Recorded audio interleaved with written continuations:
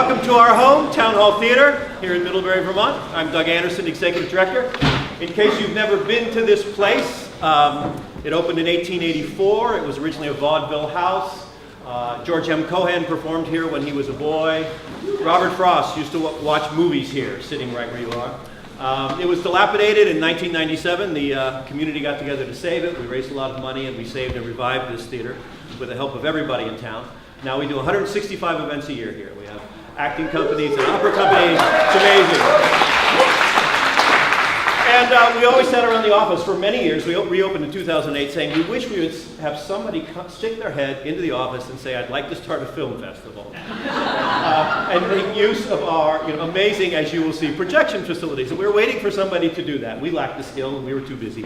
And one day this quirky fellow, clearly not from around here, stuck his head in my office and said precisely that. I want to start a film festival. I said, sit down. Within 10 minutes, we green-lighted it, and the Middlebury New Filmmakers Festival was born. Of course, we never dreamed we'd get somebody with the skills and the talent and the connections and the experience of Lloyd Komesar. He's the kind of guy that when you see him coming, you go to the other side of the street because he's going to ask you for something. Many people in the audience knows that, but thank God somebody's doing the asking, because when people ask Middlebury for big things, Middlebury delivers. We had no idea we'd get somebody like Lloyd, and we had no idea that within 3 years we'd have a festival that has a national reputation. It's great. I'm done. Lloyd Komesar.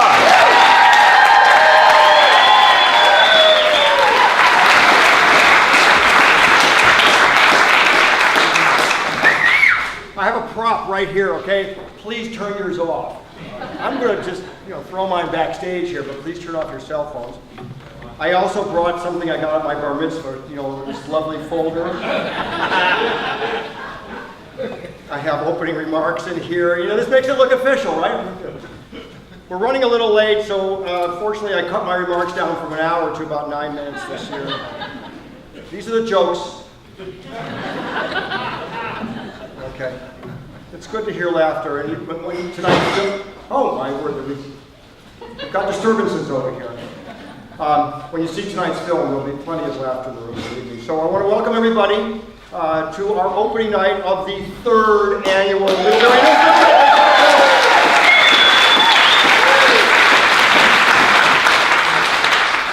So needless to say, we're kind of thrilled to be back with all of you for another stellar 4 days of films. How many people went to films today on Thursday? Yeah! We had no idea that it would get traction, but now that it seems to be working, we will do 4 days from here on out. I want to thank everybody who's come from points near and far. I know a lot of you have traveled a long way today, some as far as Italy. Where's Gianmarco? Where are you? Yeah. There you go.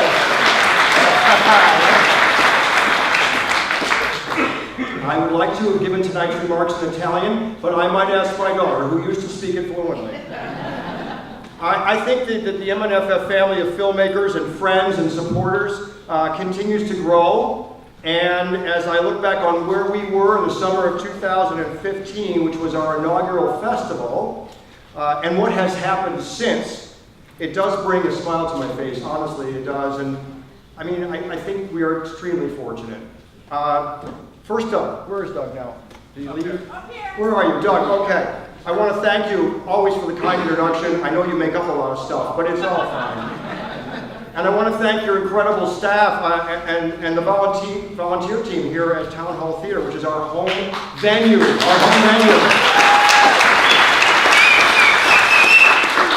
I've always found this place to be quite magical, and now they've got brand new lights, so they can do tricks. It's just great.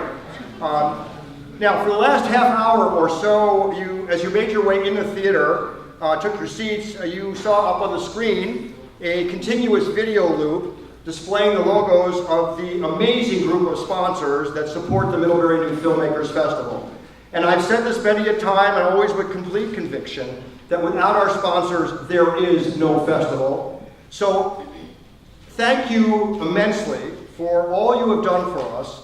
And if it isn't too much trouble, could I ask all of our sponsors here tonight to stand for a moment and soak up a well-deserved round of applause.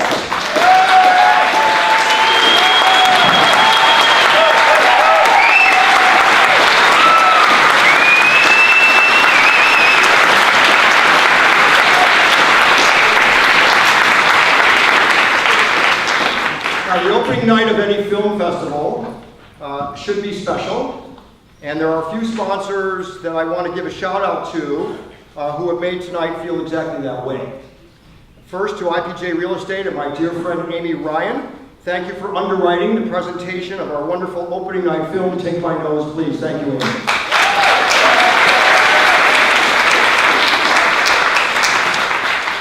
Now here's to the Swift House Inn and our great hosts for the, I think, always splendid after party, Dan and Michelle Brown.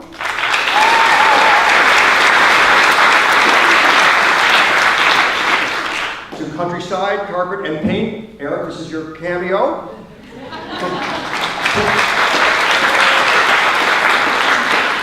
For providing the lovely red carpet that you all tread this evening as you enter. Thank you, Eric Deneau. And to Foster Motors, my good friend Scott Foster, thank you for rolling out the Foster Shuttle. Once again, moving our guests in style. The Foster Shuttle will be available after. You can take the Foster Shuttle up to Town Hall, up to the Swift House. The vans are very, very nice. You should hop in and ride them. Now, as you look at the stage tonight, you see a couple of new creations that will be with us for years to come. First is this spiffy lectern. And over there is the amazing stand for our beloved V-Teddies from our awesome sponsor, Vermont Teddy Bear Company. And the lectern and the stand were designed by McLeod Credell Architects, John McLeod, Steve Credell. Steve, are you here? Where are you? Thank you. Just look at that. How do these come to be, these beautiful burnished aluminum pieces? All sculpted, assembled. They're just gorgeous. Well, they come straight from the magnificent shop of Knops Metalworks. I have to say, growing up with an architect, this kind of stuff really turns me on. So thank you, Lou Knopp, for your artistry in bringing the vision to life. Look.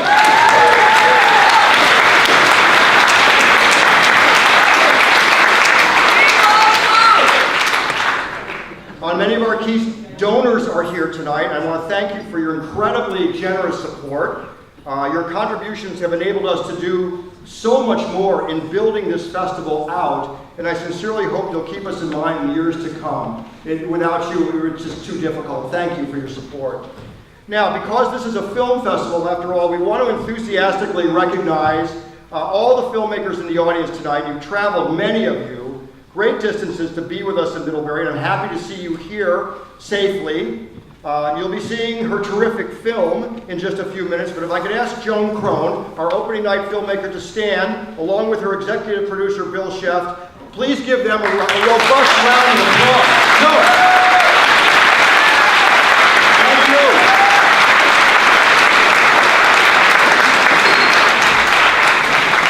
you. It is a great treat to have you here, Joan. Thank you.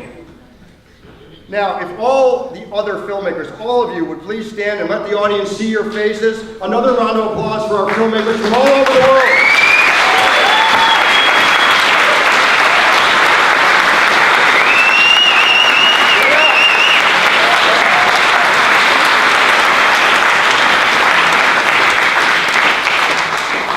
Just one note, as long as the filmmakers are all hyped up right now, we want to remind you that we have created a filmmaker lounge for you all, exclusively for you. It will be an American flatbread. You can find it on your maps. The lounge will be open on Friday and Saturday from noon to 4 p.m. You can go there, you can network, you can hang, you can have beverages, adult beverages, and just enjoy yourselves. So let me also acknowledge tonight our MNFF board members here. Jay Craven, of course. Mr. Bill Pearson is here. Carrie Ann Smart is here. Our dear friend Jay Perini is off in Europe making a pair of films based on his books. So apparently he has a bona fide excuse to miss this year's fest. We miss you, Jay. We'll see you next year. And now, just for a couple minutes about my inspiring staff. Honestly, this is just incredible this year. We're blessed, I think, to have Jennifer Schreppe join us this year. She started way back in late May as a volunteer, and she's become an extraordinary contributor as our video coordinator. If you look at our site online, you've seen her creations.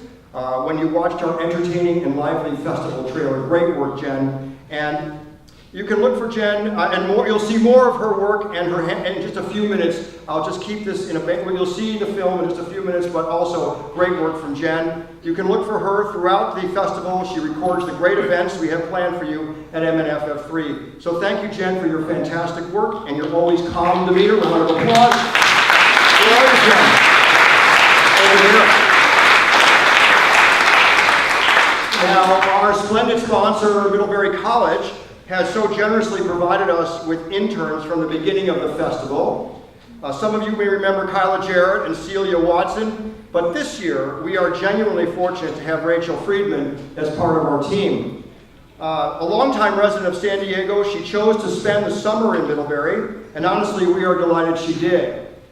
Rachel's myriad abilities, and I do not use that as a cliche, myriad. She is multitasking constantly, and her prodigious efforts on our behalf have really lifted us this year. She's a filmmaker herself. She's a film major at Middlebury, and it's her unending creativity, her business savvy, and her organizational skills have been such a potent combination for us. Thank you, Rachel, for all you have brought to us. Where are you? Rachel, are you here? Round of applause, Rachel Friedman. Thank you.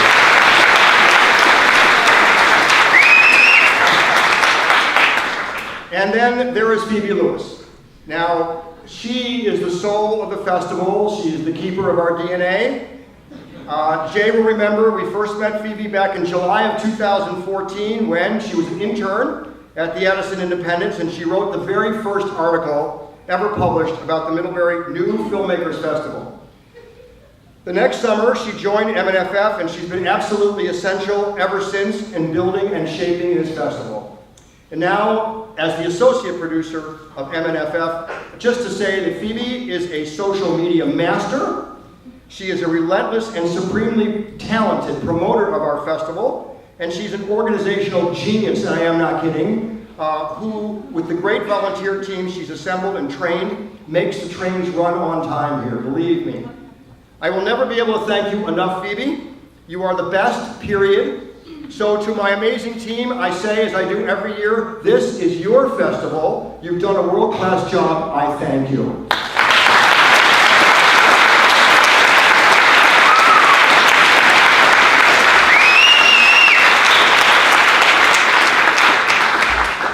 Now, of course, I would say that the quality and the artistry of the Middlebury New Filmmakers Festival rests in the incredibly capable hands of its fabulous artistic director, the great Jay Craven.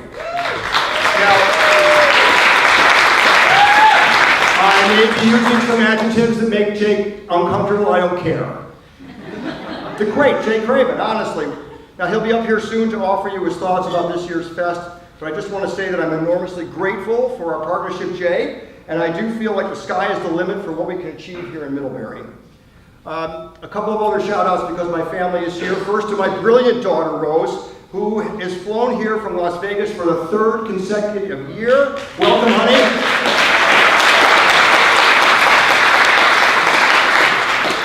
And yes, my wife and my life partner, Maureen, is here. And many of you know she is the true inspiration behind this festival. This is not a cliche, and a constant source of ideas and support. Thank you for pushing me. I love you. Thank you.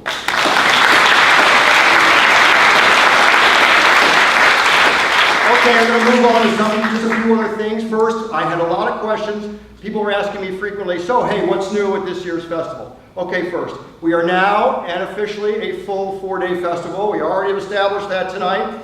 I know some of you enjoyed our early bird screenings this morning and afternoon right here and over at the marquee. So take advantage of this opportunity in the years to come as we present more films for you to savor. I think it's a great idea to do Thursdays, so we hope you'll come earlier next year and enjoy all we have to offer. Then there's the 5th screen. Yes, we now have a 5th screen. Thanks to our esteemed sponsor, the National Bank of Middlebury.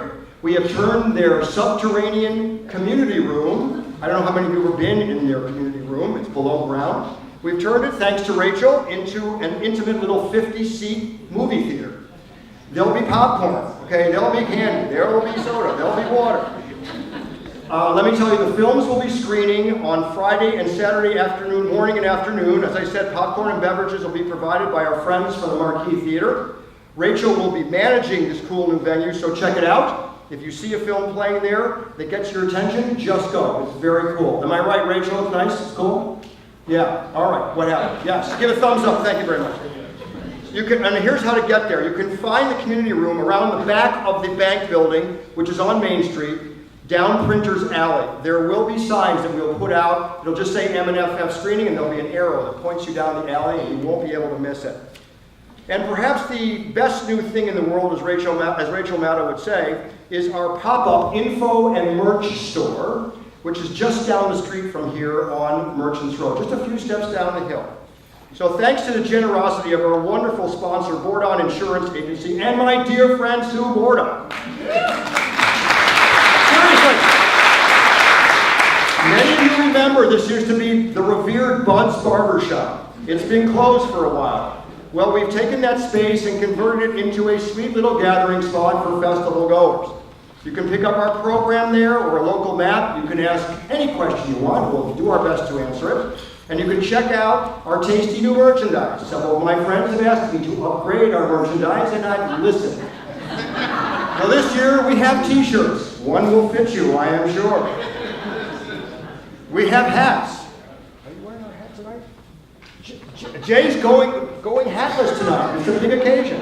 Our hats look very nice. They say MNFF. I'm sure you'll like them. We have tote bags this year. We have cute glass mugs. Your coffee will look beautiful in them. We have our gorgeous new custom key ring from Danforth Pewter, one of our original sponsors, continue to do beautiful things for us. And we also have delicious handmade ice cream, courtesy of Lulu's from nearby Bristol. She will be there tomorrow. So if you don't like the merchandise, get the ice cream. But I think you'll like the merchandise. Okay. The store will be open from 10 to 5 every day. So stop by, pick up something to take home from MNFF 3. Now, I had a little extra something here. Yes. About our library. Last year, we initiated a program of contributing films from the first festival to Ilsley Public Library. We donated roughly 25, 26 films. We have a collection over at the library, Middlebury New Filmmakers. This year, because of Rachel's efforts, we were able to secure permission from 30 more filmmakers from last year's festival, and those films will be donated to Ilsley Library following the festival. It will include last year's Audience Award winner, Pony. We'll have a Vermont favorite, Lambing Season, a couple of documentaries, Radical Grace and Hunt Watch, that you may have seen, and many, many other films. So now, with last year and this year's donations, we'll have close to 60 films at Ilsley for all the community to watch at home, get them at the library, and go check them out, literally. Finally, we will see many of you on closing night on Sunday, where we'll hand out 13 of these glorious V-Teddies, which is a record number for us. Among the awards will be the inaugural Jacob Burns Film Center Creative Cultural Award, signifying our new partnership with the prestigious Jacob Burns Film Center in Pleasantville, New York. The creative culture filmmakers will be here over the next few days, screening their films on Saturday morning and offering us a first-time ever virtual reality exhibition at the Marquee Theater Cafe on Saturday and Sunday afternoon. And we will be presenting 2 cash prizes on closing night, another first for us, the Hernandez Bayless Prize for the feature film that best captures the triumph of the human spirit, and the Clio Visualizing History Prize for the advancement of women in film. And the festival will finish on Sunday night with the stirring documentary Swim Team by director Laura Stolman, who will join us to bring MNFF 3 to an inspiring close. So again, I want to thank you all so much for being here. And now I want to ask Holly Groschner, the CEO of festival sponsor Vermont PBS, to the stage for a few remarks. Holly.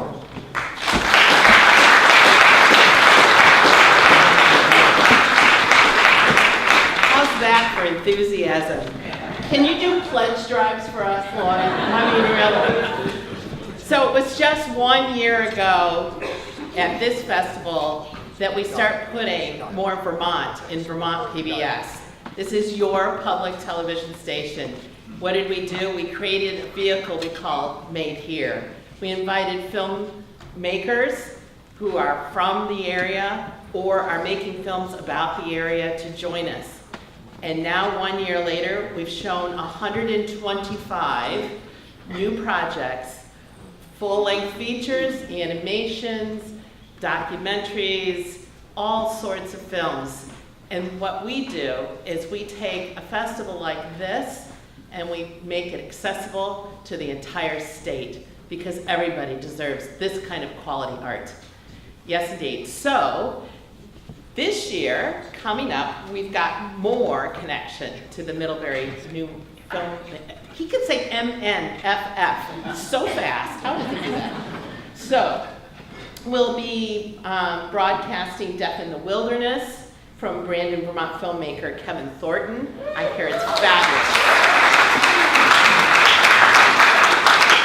In the spring, we'll be airing Black Canaries by Jesse Kreitzer. He was last year's VSO winner. And I'm just going to make quick mention of the fact that we're collaborating with that very special Vermont filmmaker, Bess O'Brien. Bess, are you here?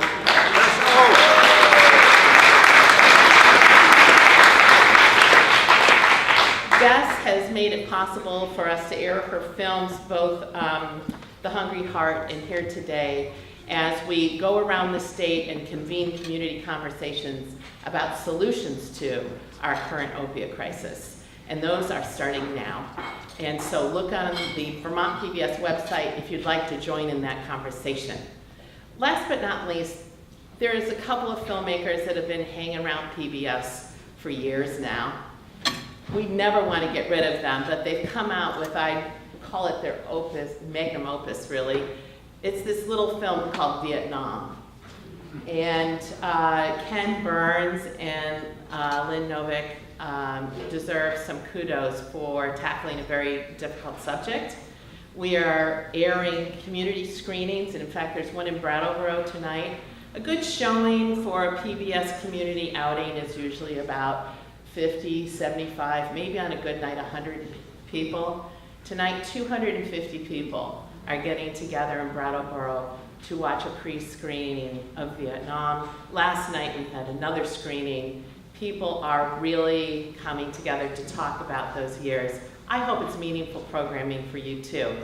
Thanks for all your support. Because you support us, we can support filmmakers. Thank you. Thank you.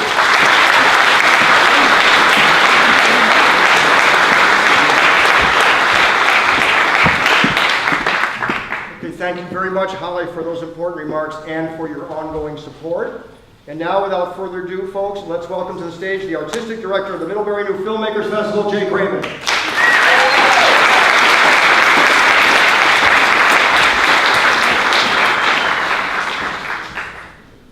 I don't think we've introduced everybody in the crowd yet. So I'm going to introduce a couple more. No, I think that we were being interviewed about 3 or 4 weeks ago, and we were asked to sort of talk about what is it about this festival. I mean, festivals are everywhere, and what is it about this festival? And I think that there are a couple of things to think about, one of which is this notion of sort of family. I mean, who here has been to a previous screening in the Middlebury New Filmmakers Festival? Yes?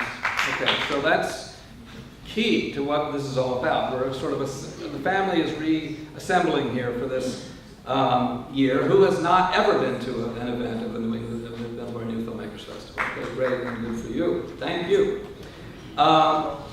It's significant to note also that our senior programmer here tonight, Heather Reed, who was actually a former student of mine, but has made a name for herself in Provincetown at the Film Festival and as a filmmaker and running the Art House Film Theater down there. Our senior programmer goes through and organizes the screening of all 400 submissions. Heather is here tonight from Provincetown, has done this for the 3rd year in a row, was with us in the 1st year, has continued all the way through. Heather, thank you so much.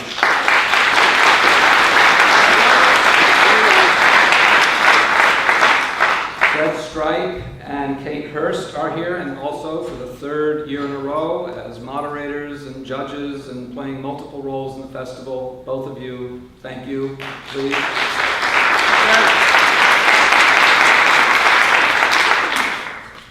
Barbara Cobble's coming back. Barbara's not here tonight. She'll be here tomorrow. She'll be here tomorrow. But Barbara had such a good time last year that she's rolling back into town tomorrow. So likewise, a number of our filmmakers have suggested films to be here this year. again, sort of drawing on that notion of an ongoing family. And I think that the festival remains intimate. We hope that we're going to have more than 40 filmmakers here this year. It's what sort of distinguished places like Sundance in its early years, the ability to sort of collar a filmmaker, go have coffee, talk to them on the street. This is the important thing that we try to create here. Now, I understand that part of this is made possible by the fact that each movie that we program, about 94 films this year, only play once. Somebody said to me earlier, oh, can't you change and, can't we have 2 or 3 screenings of the same film? We could. We wouldn't show as many films. And actually, by only screening it once, we force our audience to make important life choices. To really decide, do you want to know about refugees in Syria, or are you interested in 4 young mothers finally getting released from their kids for a night out together? So anyway, that's part of our ongoing psychological therapy routine that we bring as part of the festival. I think that that when we think of this year, we paid a little bit more attention in focusing on the other women filmmakers. The average number of Hollywood movies made by women filmmakers is 7% of the top 100 films. For independent filmmakers, it's a little better. It's like 22, 23%. And we have 50% of our films here this year are by women.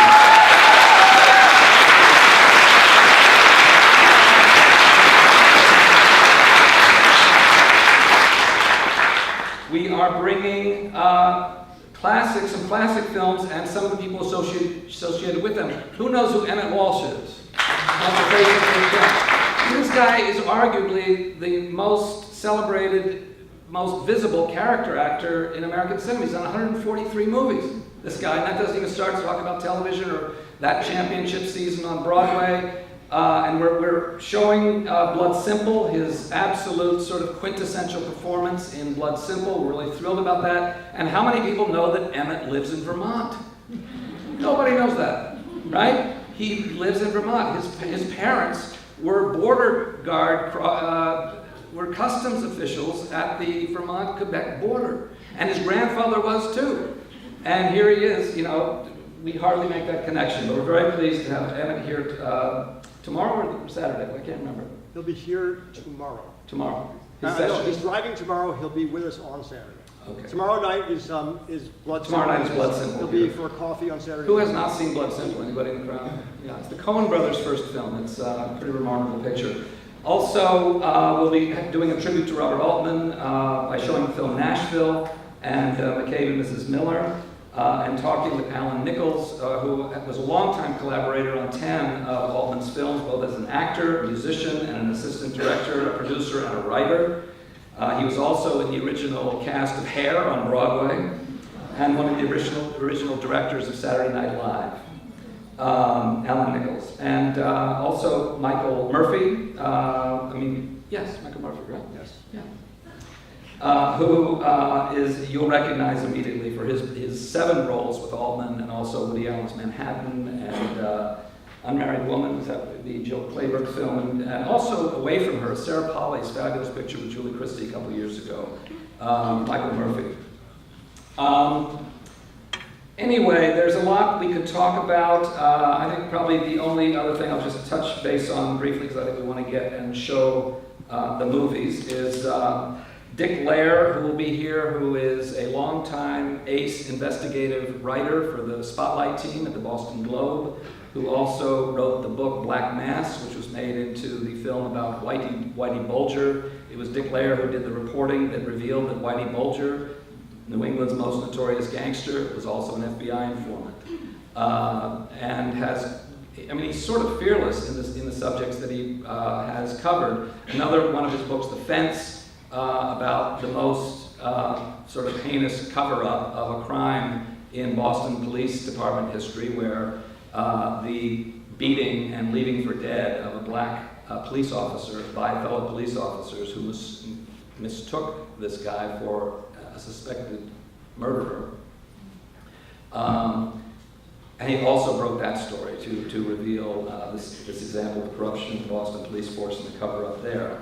He also covered the notorious Dartmouth murders that have some relationship to Vermont. He also, his most recent book is called Birth of a Movement, which is about how the film D.W. Griffith's Birth of a Nation reignited the Ku Klux Klan activity across the country, including in Vermont. And he'll be here to also talk about that, and sort of unexpectedly relevant subject at this particular time. And Dick is currently also a professor of journalism at the Boston Globe. And his first assignment, actually, for the Hartford Current was to actually infiltrate the Ku Klux Klan and to do an investigative report on that. So, as I say, a fearless investigative writer at a time when press freedom, strength and determination, I think, is probably more important than ever, and we're seeing that. And I think to that extent, I mean, we want to focus here on films that demonstrate aesthetic quality, a mastery of craft, ambition, and accomplishment. We also want to show films that reflect issues that are contemporary in our world, and to show international films that open up a window on how other people live. Again, something that we think film so uniquely does. And I'm thinking for a moment about the fact that also once or twice a year we bring high school students, fill this entire hall with high school students and show them a sampling of films that we've shown each year, again, to expose them to other cultures, to have really animated conversation. These have been very successful programs, something that we're continuing to do, and we're also looking at expanding that program over the course of the year.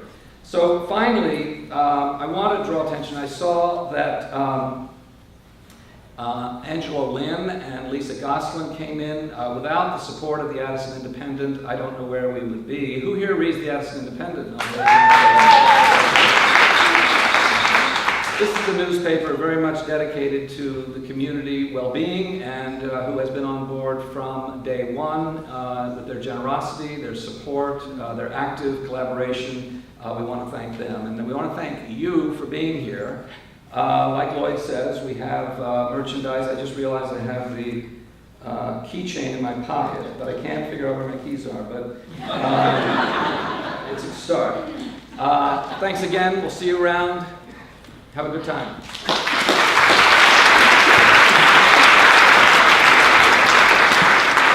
Okay, well, thank you, Jay. We're going to screen the film in just a minute, but if I could ask our folks to just gently remove the teddies so they don't obstruct our viewing.